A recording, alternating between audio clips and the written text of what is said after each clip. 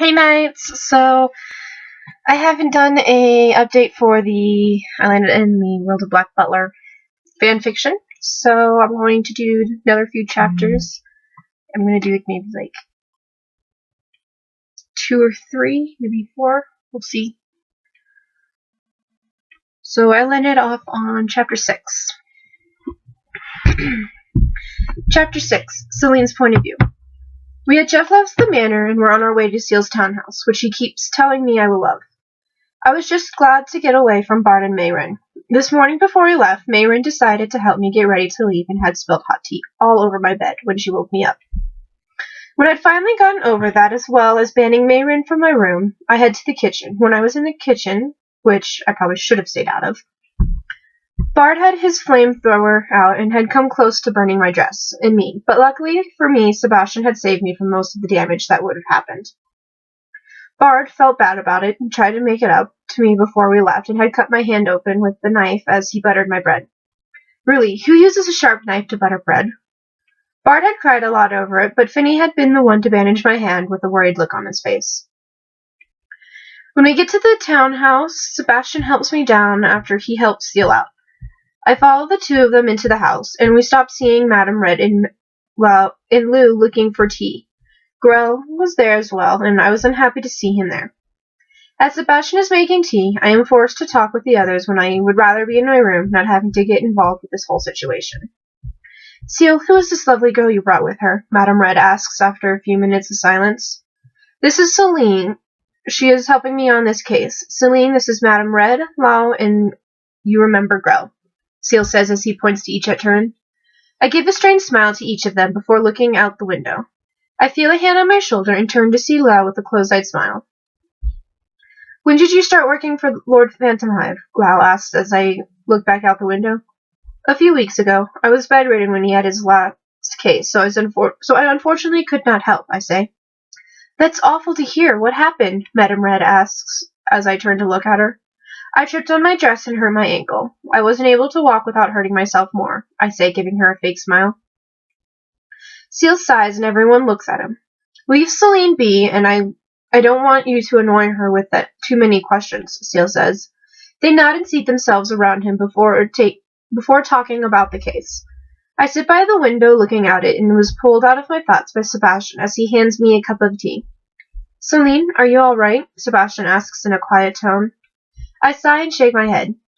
My hand hurts a little, and I don't want to be, I say, but let the thought drop as Grell walks over to us. Sebastian notices but doesn't push me, so he walks over to serve Seal and the others. I drink my tea quickly, then stand up. Seal looks over at me. Celine, what is wrong? Seal asks. I turn to look at him. Nothing is wrong, Seal. I just dislike staying in stuffy rooms for too long. When you are ready to leave for any reason, then please come find me, I say before leaving the room. I feel like I am being followed, so I head to the kitchen where I could use a knife to defend myself with. I had just stopped walking when I feel gloved hands on my arm. Let me see your hand, Sebastian demands as he turns me. I sigh as I watch him unwrap my hand and look it over. It doesn't look too bad. Celine, how did this happen? Sebastian asks. I hadn't told Seal or Sebastian about how I got hurt, so they wouldn't yell at Bard. Doesn't matter how it happened, it just did, I say, as he gently cleans it again before wrapping it up in clean bandages. Sebastian frowns as he works on cleaning my wound. Celine, I won't be mad at whoever hurt you. I just don't want you to keep things from me if you don't have to, Sebastian says. I look at him with tears in my eyes. Please don't yell at Bard when you get back. He was trying to make up almost setting me on fire this morning, and he used a sharp knife to butter bread, and I told him not to because he would hurt himself, I say, but Sebastian's finger on my lips stopped me from going on. I wasn't sure what he was going to do, but Sebastian gives me a smile and a small nod. I will not yell at Bard if you... Sebastian starts, but stops as he cocks his head to the side. The young master wants to leave to see the body. Did you want to come? Sebastian asks. I nod and follow him to where Seal and the others were waiting for us. I was quiet on the ride and didn't get out to see the body, even though I knew I could handle it, because my dad was a cop and had taken me to a few murder scenes. No, it was due to the fact that I didn't want to see Madame Red looking over the body with curiosity and acting like she didn't know who had killed the girl. When they came back, I got the cold look from Grow as he walked past. Celine, did you not wish to see the dead body because you can't handle it? Lou asked once he had seated. I sigh and look out the window, not wishing to talk to him. I have seen plenty of dead bodies, but I just could not stand to see a woman who might be my age dead, I say, letting a few fake tears drop from my eyes. Seal hands me his hanky, and I gently wipe the tears away. I didn't think it would hurt you so much to think about it, Seal says. I shake my head and look sadly over at Seal, making him blush a little. Young master, it was my fault. I might have scared Celine into believing that the girl was younger than she really was when we were talking earlier, Sebastian says, saving Seal from having to apologize more, or me faking to cry more. We stop at the undertaker's shop, and I follow him this time. I wouldn't miss this chance to meet and be near the undertaker, because if I ever make it home and told my friends, they would never let me live it down, that I didn't see the undertaker in person. I stand behind Seal as they take turns telling jokes. I always wondered what Sebastian says to make Undertaker laugh so hard, and made a mental note to ask him about it later. I listen to what is said, and when we get into the carriage, Seal and the others talk. Sebastian is soon gone, and I give a small smile, knowing that he will be there waiting for us to get to the townhouse. When we walked in the house, I walked past Sebastian and up to my room, so I could take off those heels that Sebastian said I had to wear, because I was a lady, and that is what a lady had to wear with a dress. I was sitting on my bed when Seal walked in, looking mad with Sebastian close behind him.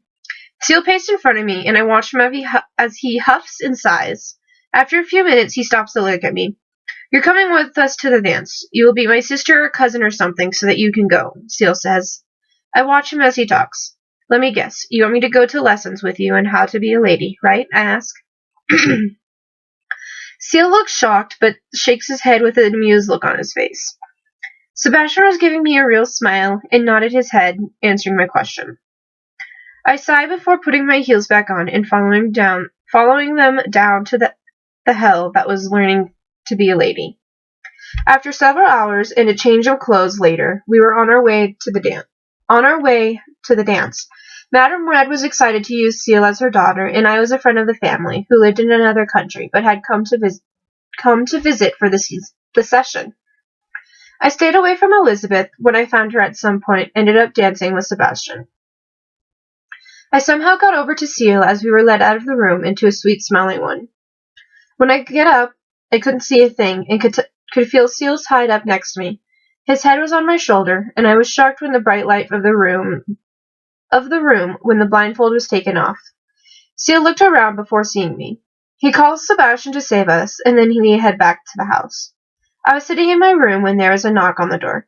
I had just finished getting those death traps off my feet when Seal walks in. He was dressed in his normal clothes and looked like he normally did. I'm sorry I got you into this, Seal started, but I stopped walking when he sees me raise my hand. It's all right, Seal. It's late and we're both tired, so go to bed and we can talk more in the morning, I say. He nods and leaves me alone. I was trying to get my dress off and failing when there was another knock on the door. I walked over to open it and see Sebastian standing there. I thought that you might need help getting that off, Sebastian says. I nod and let him in my room to help me take off the dress and corset, the other death trap I was forced to wear. It wasn't until the corset came off did I realize that Sebastian wasn't wearing his clothes. His cold hands gently skim over my shoulder, causing me to shiver under his touch. Celine, you look stunning in that dress. Never has a woman made me think they were beautiful until I laid my eyes on you, Sebastian says. I feel his lips gently graze my neck, and I faint into his arms. Sebastian's point of view. I helped Celine out of her dress and corset before telling her I thought she was beautiful. She had fainted in my arms, and I picked her up before laying her in her bed. The young master was already asleep, and I did not foresee any other problems coming up later, so I stayed with Celine. The young master had teased me earlier about my feelings to the girl. It was true, I did like her, and it might be love, but I had never seen a demon fall in love with a human before. I knew this would change things, but I needed her here with me, and I was sure if I asked her, she would stay with me. I sighed before standing and leaving Celine alone in her room. The next morning, I get up and start the meal for this morning. I got the newspaper and frowned as I read it. The young master would not be pleased to see this, and I was afraid of him seeing it when Celine was at the table, so I skipped getting her up until after the young master had seen the paper. As I had guessed, the young master was mad seeing the paper. He had yelled and was on the verge of throwing things, but didn't because Celine had come down in her night clothes. I rushed over to her and guided her back up to her room. Celine, you should have stayed here until I came to get you, I say. She blushes a little before looking at the ground. I'm sorry, Sebastian. I was, Celine says before she sits on the bed. I sigh and walk over to her and sit by her on the bed. Celine, I will help you change into a dress a little later, but for now stay here until then, I say. She nods her head before looking out the window. I head down to take care of the young master, who is blushing still, and he composed himself long enough to deal with Madame Red and Lou. I was forced to run around helping the young master with things until he asked about Celine and where she was. I told him that she was still waiting to have help getting into a dress, when he then yelled about her still being in her night clothes. I head up to Celine's room and knock on the door. She didn't open the door, and I panicked a little, so I opened the door to see her room empty. I look around for her, but couldn't find her anywhere. There was a noise behind me, and I opened the door to see Celine in the bath. She let a little scream escape, but soon blushed and sank into the bath. I sigh, relieved that I had found her. What did I tell you about staying in your room? I asked as I walked closer to her. To stay there until you came back. But, Sebastian, I was getting tired of waiting for you, and I felt, after that man touched me, I felt the need to clean myself, Celine says. I sigh and nod my head before turning around. Finish quickly so that we can get you something to eat, I say. She didn't take long and was soon out of the tub. I follow her to her room and wait for her to put on her underdress before I could help her with her dress. Chapter 7. Celine's Point of View. I was led down to eat, and as I ate, Cecile sits there watching me. It was a little unnerving, and I stopped halfway through. Is it not to your liking? Cecile asks as she leans in closer to me. I sigh and shake my head no before taking a sip of my tea. It's fine, Cecile, but I'm a little uncomfortable with you watching me eat, I say. Cecile lets out the breath he had been holding and leans back, nodding his head. I'm going to my study. Sebastian, when Celine is done, bring her up to my study, Cecile says. Sebastian bows, and we watch him walk away.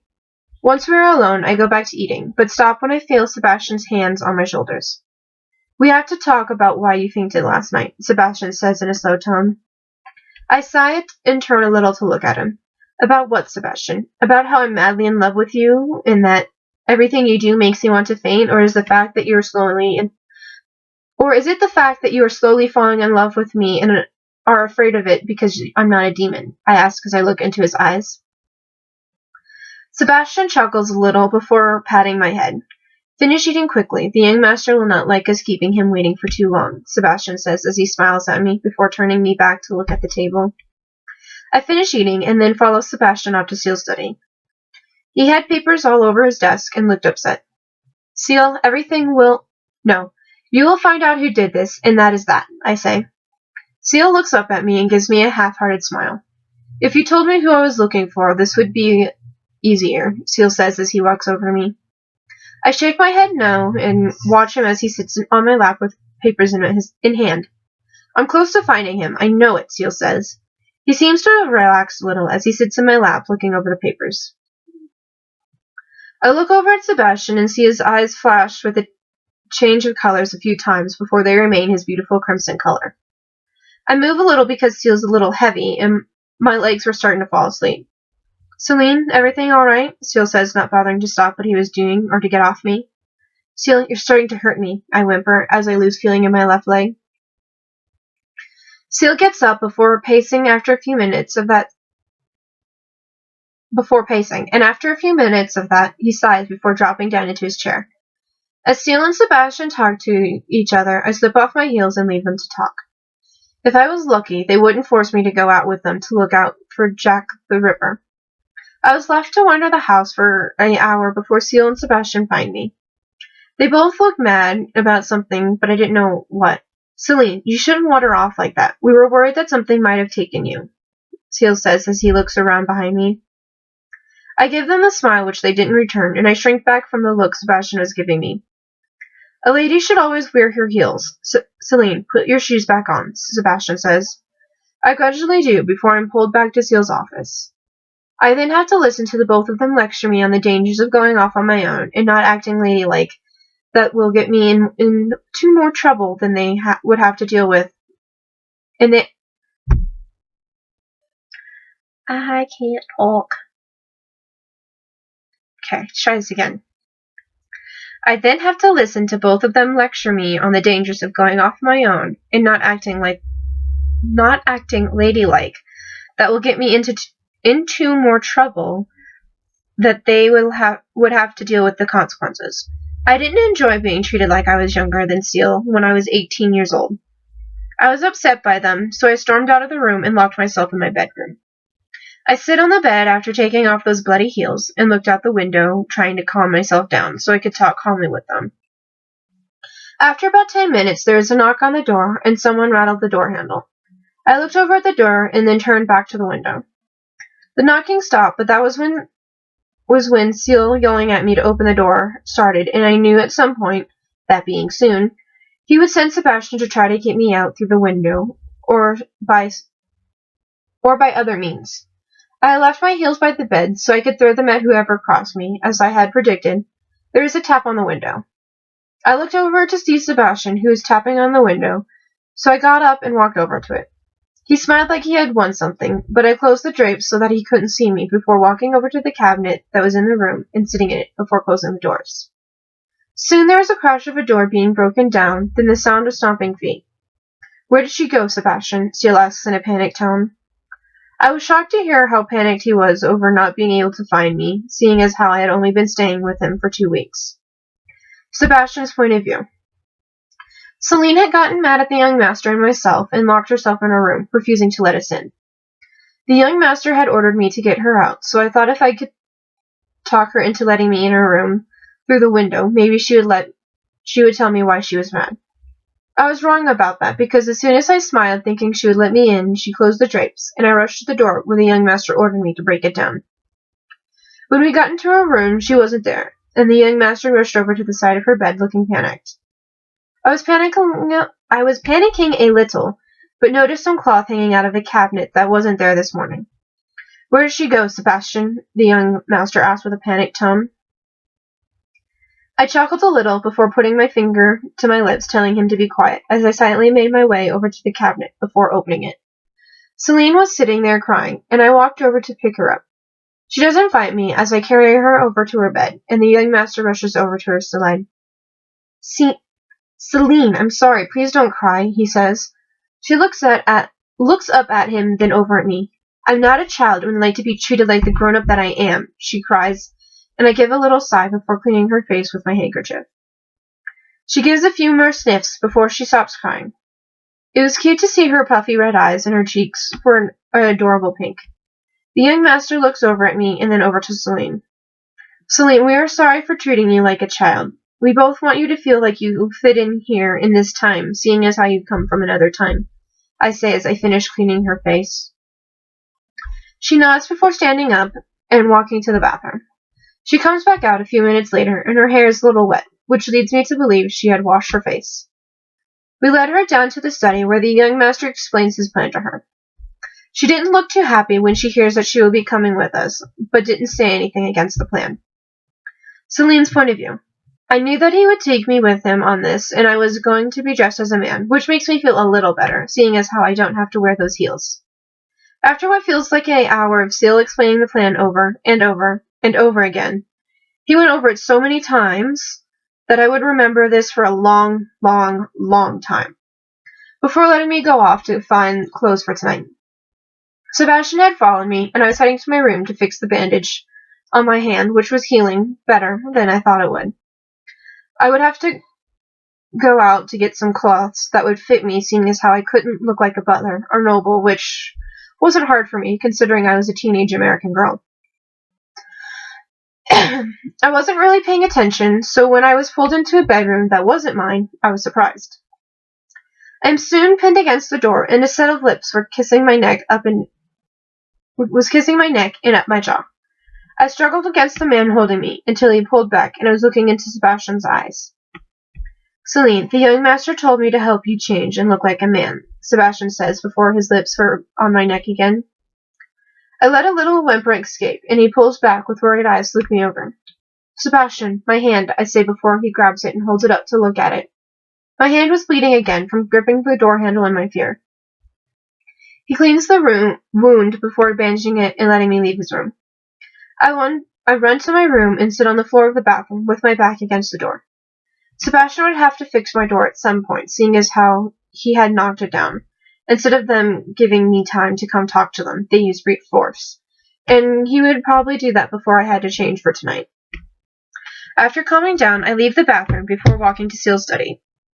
He was reading and didn't notice me, so when I gently touched his face, he jumps. Sorry about scaring you. I was hoping that you would give me some money to go buy a few things, I say. Seal frowns a little before standing and taking my hand. Sebastian and I will go out with you to get what you need, Seal says. I nod my head because I couldn't find it myself to fight with him again. Sebastian is soon with us and we are walking around in different shops. I look around before finding what I want, which is a pair of brown pants that a newspaper boy would wear and a baggy white button-up shirt. I also find a pair of brown suspenders and a brown jacket, as well as a hat that I could easily tuck my hair into. I find a pair of shoes that look scuffed up and would look like I had them for a long time. Seal pays for it all, and we head to another shop as Sebastian carries all of the things we buy. Sebastian whispers something to Seal, causing him to blush a little, before nodding his head. Seal drags me into shop, and once I realize where we are, I understand why Seal had blushed. I was at a shop.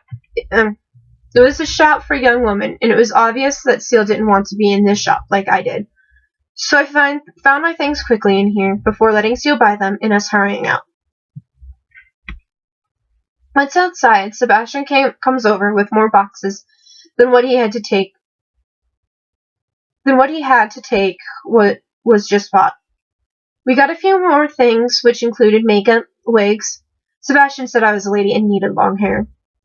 Some new dresses and some other odds and ends. When we got back to the townhouse, it was almost time for dinner. So Sebastian quickly puts the new things away before running off to the kitchen. I was left alone, so I head to my room and lay on the new male clothes that I would wear tonight. I slip off my heels, feeling the relief of not having them on any longer. It only seemed like minutes later when Sebastian came to get me for dinner. But it had been almost an hour. I follow him without my heels on, and Sebastian complained about it the whole way to where Seal was waiting for us.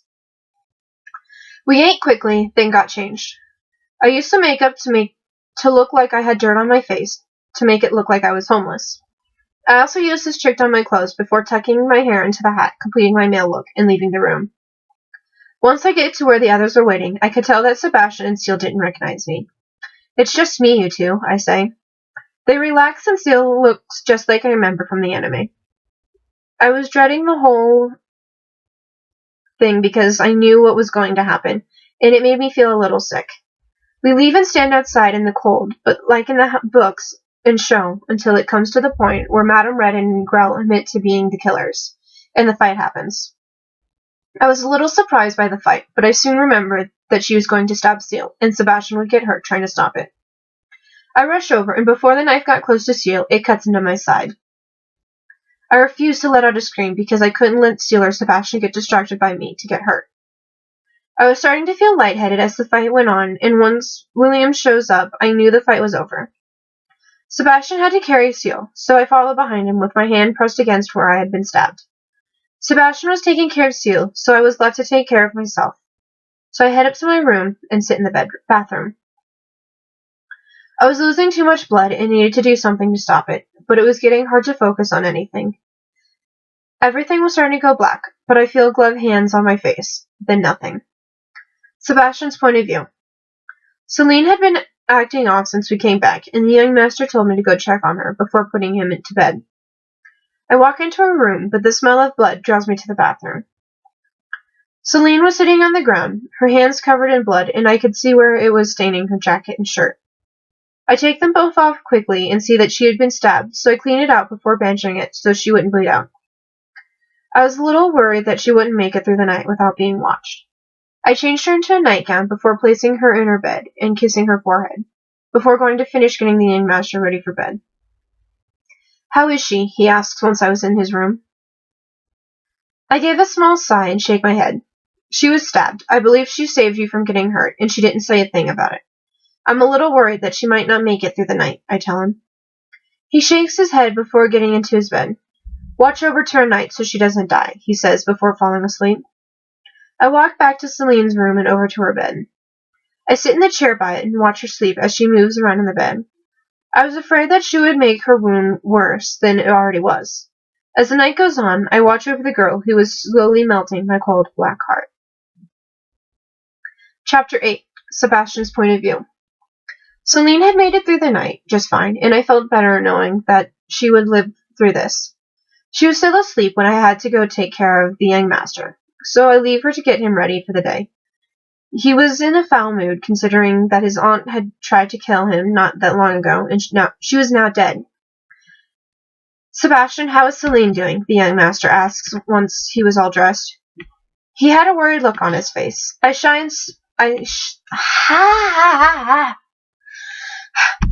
sigh and shake my head. "She is still alive but pale. I don't think she should be moved for a few days," I say. The young master leads me out of his room to Celine's. "Stay here. I want to see how she is doing myself. Then we will be going back to work," the young master says with the same worried look. "Yes, my lord," I say before bowing and watching him walk into Celine's room. Hopefully him seeing her in a better health will make him less worried, so that when he goes to Madame's red funeral, he will be in his right mind. Ciel's point of view. I had been worried about Celine since I found out she had been stabbed to save me. I could see that every day Celine was with us, the more Sebastian started to have feelings for her, and the more I trusted her with my life. Now that she had saved me, I felt like I needed to pay her back in some way.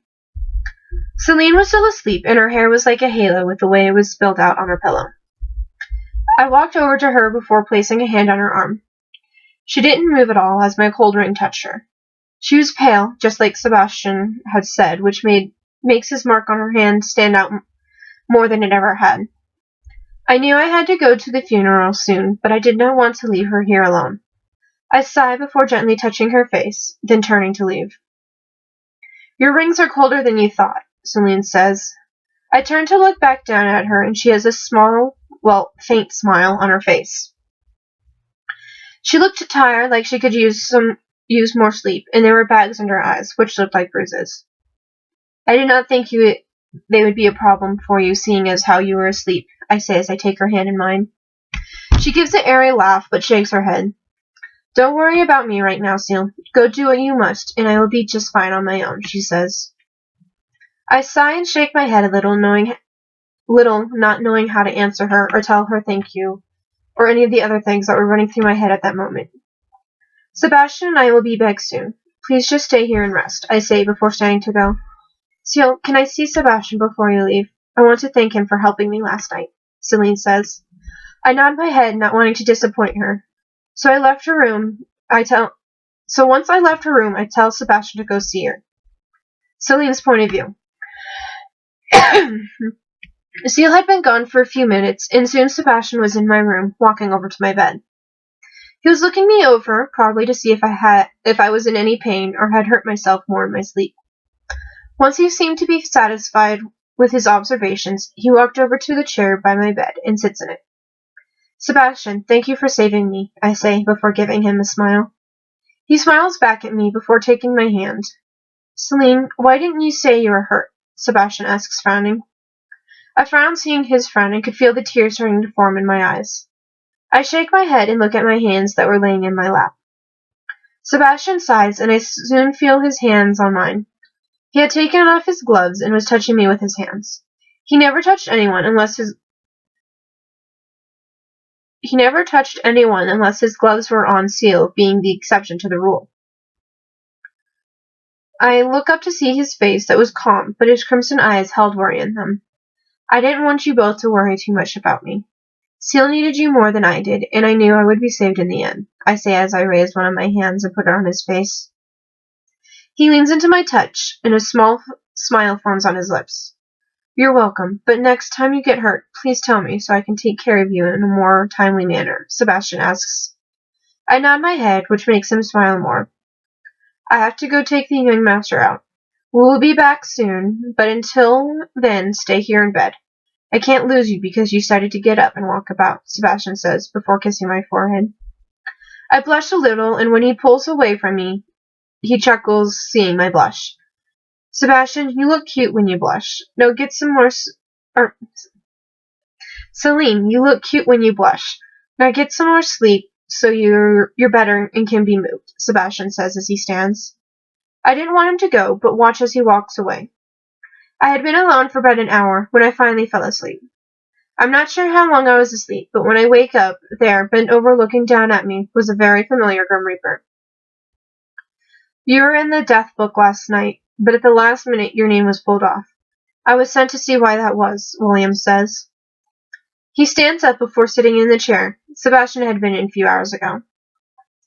Why did you live when you were meant to die last night? William asks. I shake my head and put my right hand on my head. My left hand was under my pillow, so he couldn't see Sebastian's mark. I don't know, I say after a long silence. William looks annoyed, and I was hoping to keep him talking so that Seal and Sebastian would get home soon to scare him off. I saw you with that boy and the demon last night. Why were you with them? He asked when he realized that I really didn't know why I didn't die. I sigh and shift a little, which sends pain up my side. I work for the Earl, and he asked for my help last night. Why should it matter if I was there last night or not? I asked him, getting a little mad that he would think I was there without a good reason. William was about to say something when the door to the townhouse opened, and Seal could be heard talking to Sebastian. William leaves out the window, leaving it open, so cold air is blown into my room. I shiver a little, which causes me more pain. From the sound of their footsteps and voices, they were coming closer to my room. Seal was the first one to walk into my room, and he stops in the doorway when he sees the open window. He walks over to it, looking a little upset before closing it and turning to me. Why was that open? Seal asks. Sebastian was laying an extra blanket over me and gives me a small frown. The Grim Reaper went out when you walked in the house, I say in a small voice. Sebastian stiffens before looking around the room. Seal walks over, shaking his head, and sits down in the chair by my bed. It must have been warm because Seal jumps out of it, turning to look down at it. You were in bed the whole time? Seal asks.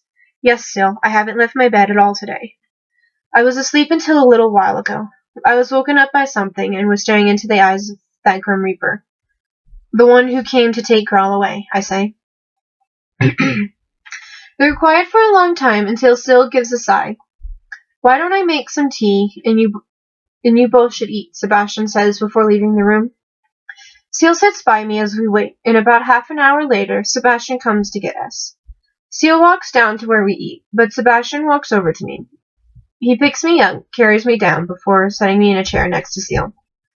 We eat in silence, and once Seal is done, he heads to his study to work. Sebastian takes me back to my room and changes the bandages that were on my side.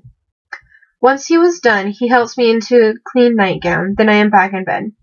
Sleep some more, because we are going back to the manor tomorrow, Sebastian says. I yawn and close my eyes as Sebastian gives my hand a gentle squeeze. I was asleep before he had left the room. Sebastian's point of view. Celine was asleep again, and I walked to the young master's study. He is pacing the room, but stops once he sees me. Sebastian, why would they be here for her? He asks. I didn't have a chance to answer, because I could hear male footsteps upstairs leading to Celine's room. Seal had heard it too, so he nodded, giving me a silent order, and I rush upstairs to stop whoever's up there.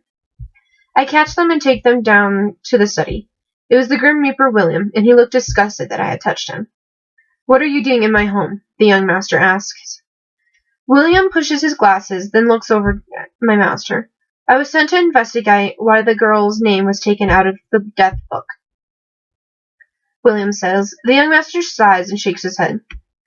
Sebastian closed her wounds and watched over her last night, the young master says.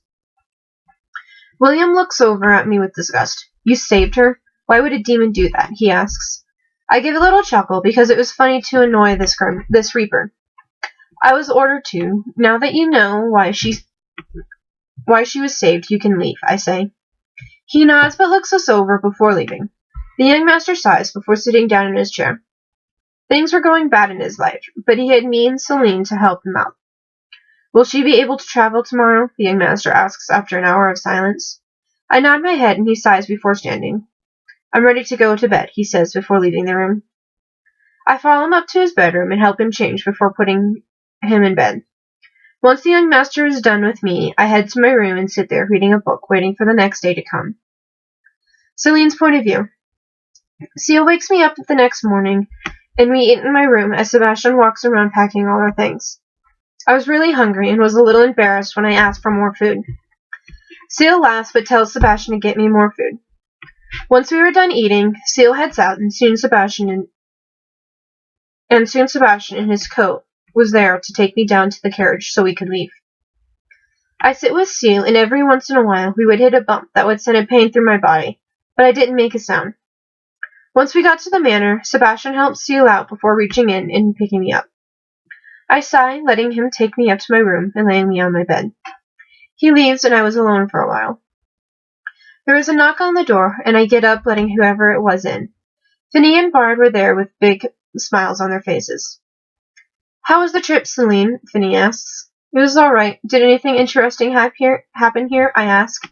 They laugh and shake their heads, but their laughing stops when they hear footsteps walking up behind them. Sebastian was standing behind them with my bag. I see you two have not wasted any time trying to use Celine to protect you both from what happened when we were away, Sebastian says. Finney and Bard pale, backing up until they were standing behind me. In the end, they both ended up outside my room, running from Sebastian, as he places my bag, as he yelled at them. I was left alone again, and opened my bag to put on a dress, even if it was for a few hours. Mayron comes to help me change because Seal wanted to take me for a walk in the garden, but there is no way I would be able to wear those heels with the wound at my side. I join Seal, and we walk around. Seal didn't really seem to be happy, but doesn't trouble me with his problems. After our walk, Sebastian takes me back to my room and forces me to stay there until dinner. At dinner, the other servants ask Seal how the case went and what happened, but Seal became mad and stormed off after a few minutes of their questioning. I head to my room when I was done and changed, getting ready for bed. I had just gotten into bed when I hear the door open and silent footsteps walking over to my bed. My bed dips before Strong's arms are around me, and I fall asleep in the arms of a man who I think was Sebastian. Okay, so I'm going to leave that there, because that's an awesome cliffhanger, in my opinion. Alrighty. Peace out, knights.